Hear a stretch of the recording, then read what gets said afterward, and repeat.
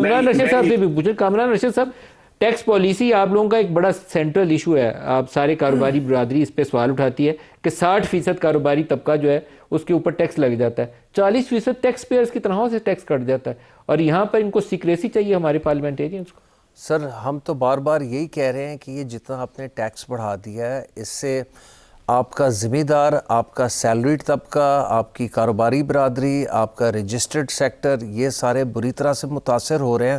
بجائے آپ tax net کو بڑھائیں, آپ اسی موجودہ ٹیکس نیٹ پہ بوجھ ڈالتے ہیں. آپ کی جو ڈاکیومنٹڈ اکانومی ہے وہ 385 سے 410 بلین ڈالر کی ہے, اور آپ کی جو انڈاکیومنٹڈ اکانومی ہے وہ تقریباً 2.5 گنا زیادہ ہے.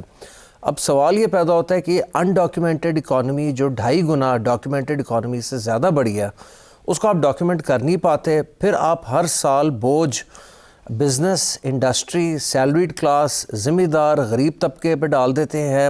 فیڈرل ایکسائز ڈیوٹی, 10 قسم کی ڈیوٹیز.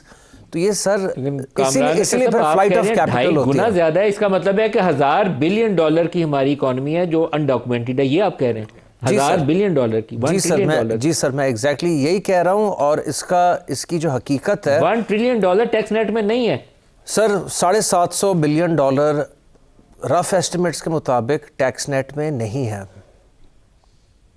750 ارب ڈالر. جی بالکل سر, کیونکہ آپ کی جو ڈاکیومنٹڈ اکانومی ہے وہ 400 بلین ڈالر کی ہے پلس مائنس 5%. تو جو انڈاکیومنٹڈ اکانومی ہے وہ 2.5 گنا زیادہ بڑی ہے ڈاکیومنٹڈ اکانومی سے. اس کی وجہ سے آپ یہ پرابلم دیکھ رہے ہیں کہ آپ کی ایکسپورٹ سٹیگننٹ ہوگی اور آپ کی 400 کا 2.5 گنا کریں گے تو 1000 ارب ڈالر بن جاتا ہے سر.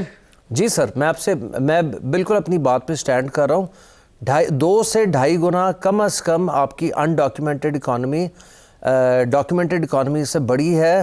اور وہ ایک بری چیز بھی ہے, اچھی چیز بھی ہے. وہ شاید اچھی چیز اس لیے ہے کہ وہ ڈومیسٹک اکانومی کو چلا رہی ہے, لیکن اس کا آپ کی ایکسپورٹ اکانومی سے, آپ کی بیلنس آف ٹریڈ سے, آپ کی انٹرنیشنل کمٹمنٹ سے کسی قسم کا کوئی لینا دینا نہیں ہے.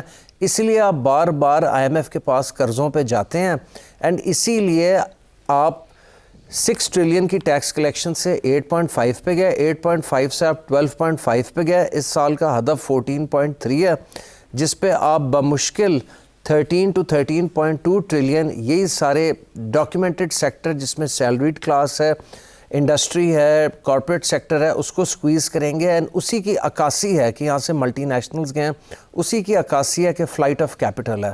یہ میں نہیں کہہ رہا سر, یہ اسٹیٹ بینک کے اپنے آزاد و شمار ہیں. تجویز بھی دے دیں, بالکل اینڈ پہ آ گئے ہیں.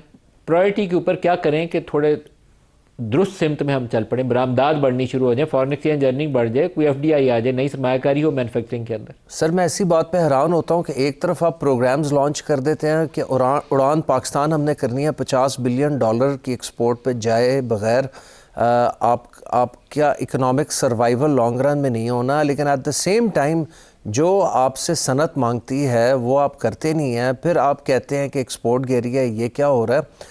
اس پہ اب میں سمجھتا ہوں کہ حکومت کی توجہ آ رہی ہے, کیونکہ ڈیٹا پچھلے 4 مہینے سے منفی جا رہا ہے. دسمبر کے مہینے میں 19.5% اجتماعی ایکسپورٹ گر گئی compare to last year. Textile export پھر بھی 8% گری. ہم چاہتے ہیں کہ باقی سارے سیکٹرز بھی پھلیں پھولیں, IT ہے, ایگری ہے, انجینئرنگ گڈز ہے, دوسرے تیسرے ہیں.